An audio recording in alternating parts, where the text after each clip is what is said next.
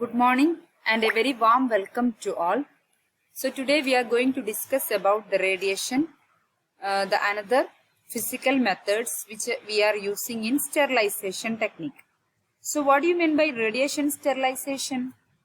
The commercial radiation sterilization has existed since the late 1950s and has grown tremendously in popularity over the last 60 years. So it has grown tremendously in popularity. Radiation sterilization, it relies on ionizing radiations. They are primarily gamma, X-ray or electron radiations, which are used to deactivate microorganisms such as bacteria, fungi, viruses and spores. So due to the numerous advantages over the heat or chemical-based sterilization technique, this method was particularly attractive in medicine and healthcare-related fields.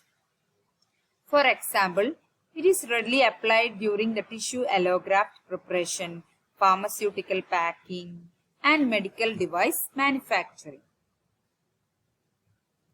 So, now next is coming to the process and dosage. The radiation can be lethal to biological organisms by inducing genetic damage and chemical changes. So it is responsible for causing the genetic changes and also the chemical changes in biological macromolecules such as DNA, RNA, proteins, etc.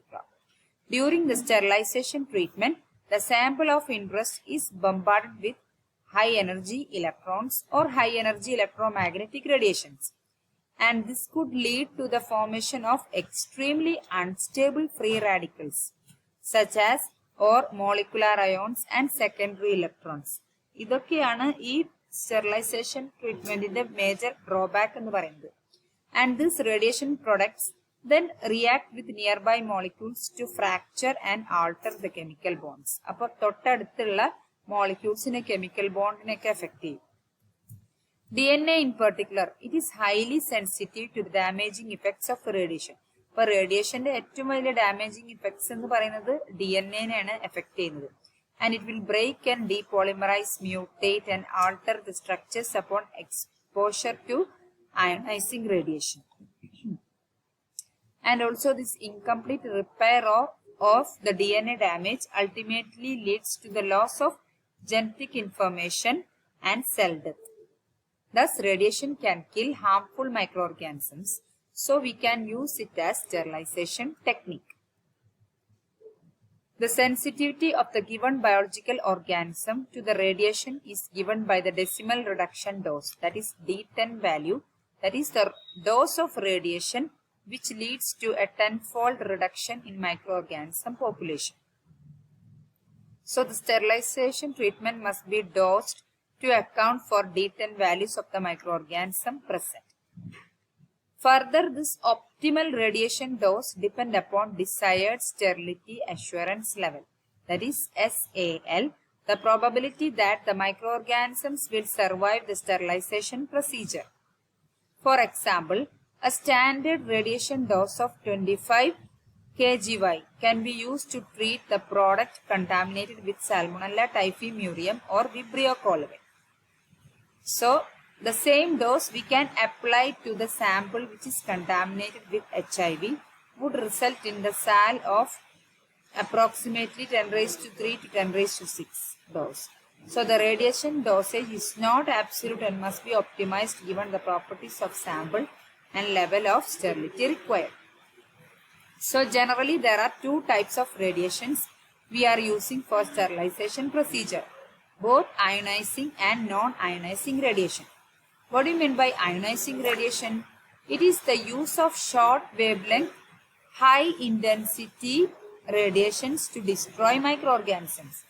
Thus, the radiation can come in form of gamma or X-rays that react with DNA, and it may result in a damaged cell.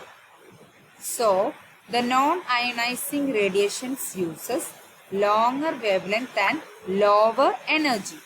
As a result, non-ionizing radiation, it lost the ability to penetrate the substance and can only be used for sterilizing surface. അപ്പോൾ കൂടുതലായിട്ടും surface sterilization ആയിരിക്കും because it lost the ability to penetrate substance.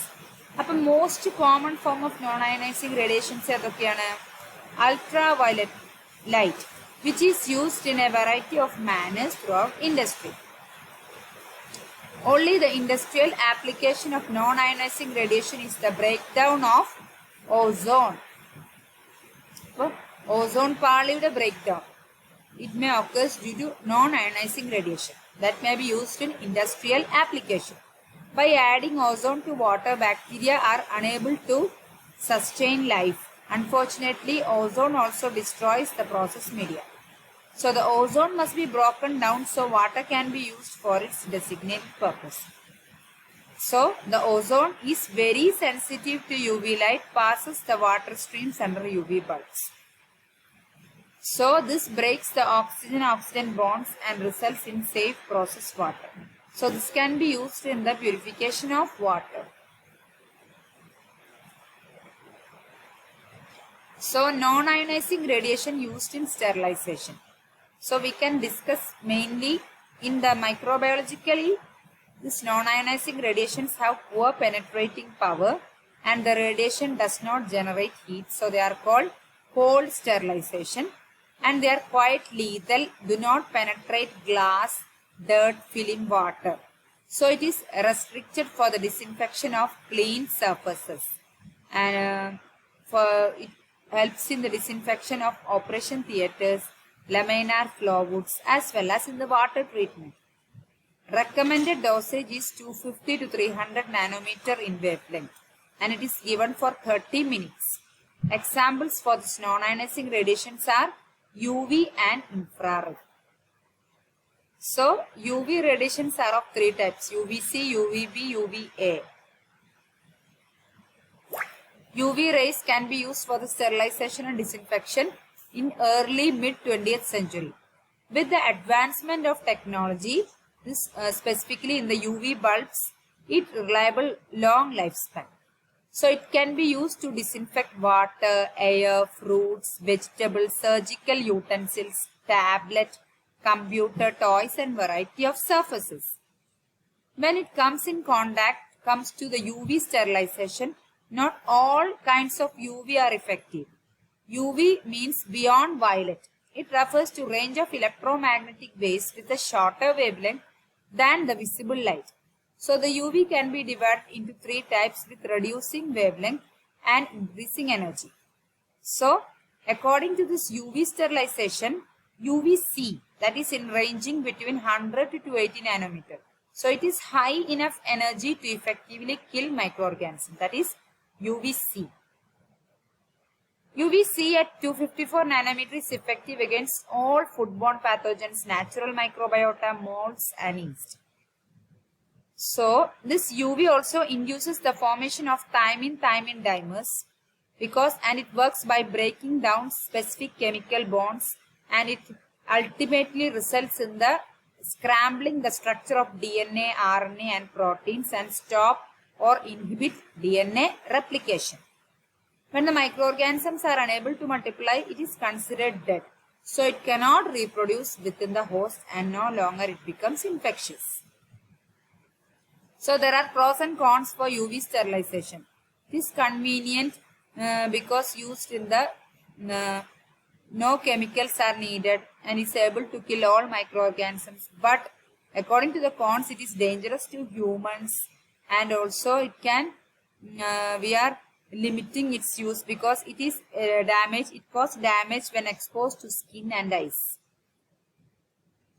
Effect of light in SARS coronavirus COVID-19. UV radiations kill viruses by chemically modifying their genetic material, that is DNA or RNA. They can modify DNA and RNA. Most effective wavelength for inactivation is 260 nanometer. And but we do not have much research regarding the effect of UV in the SARS coronavirus. Concentrated form of UV is now on the front line in fighting against COVID-19. And also we are using it to sterilize bus, and also hospital floors and even banks. UV light is used to disinfect money also. Next is about infrared radiations. These infrared rays are low energy type electromagnetic rays having wavelength longer than those of the visible light. They kill microorganisms how? By the oxidation of molecules as a result of heat generated. So the infrared rays are used in rapid mass sterilization of syringes and catheters. അപ്പോൾ syringesum cathetersum കൂടുതലും sterilize ചെയ്യുന്നത് infrared radiation വഴിയാണ്. Next, we are coming to ionizing radiations. These are the excellent method of sterilization or disinfection. It kills organisms without increasing the temperature. So, aptly called cold sterilization.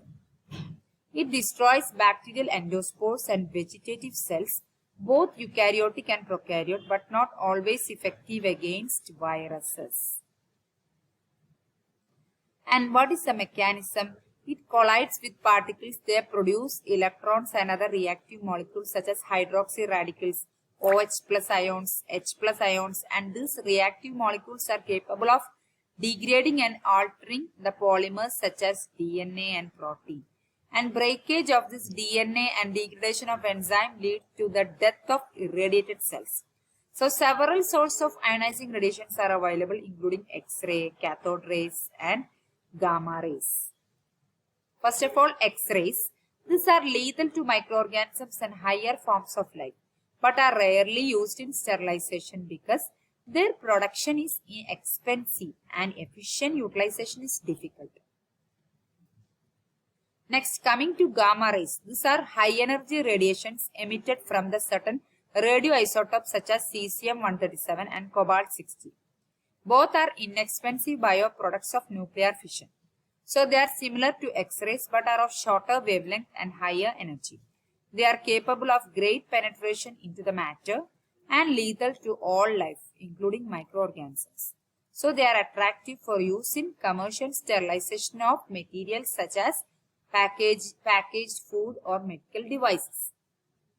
So this is the gamma irradiation facility, the mirror-induced image. Next is about cathode rays. This or electron beams can sterilize materials at room temperature with brief exposure. They have limited penetrating power and are used for the sterilization of surgical supplies, drugs, and other materials. Then use of ionizing radiations. Major use is in the gamma irradiation that is used for the sterilization of disposables such as plastic syringes, infusion sets, etc., catheter, gloves, and also bone tissue grafts, antibiotics and hormones, and also used in the irradiation of food. Advantages. They have high penetrating power and also rapidity in action, temperature is not raised, and flexibility.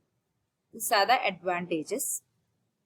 Disadvantages is the capital cost is very high, and this gamma irradiation use requires handling and disposal of radioactive material. It is quite harmful and not compatible with all materials and can cause breakdown of packaging materials. For example, such as PVC, where it is not compatible to this PVC type materials.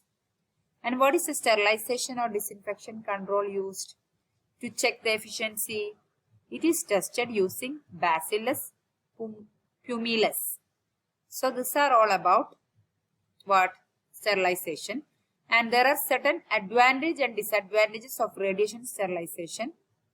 It helps in the terminal processing, and also its temperature increases during the treatment is minimal. Radiation has no heat dependence, etc.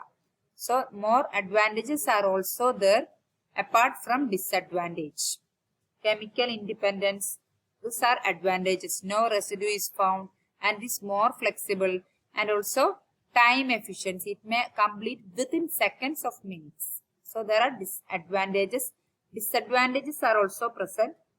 That means instrumentation, the capital cost high, product degradation may occur. It is not compatible with all materials, radioactive material. The gamma rays are radioactive, so we should handle it with carefully. So these are all about radiation sterilization. Thank you all.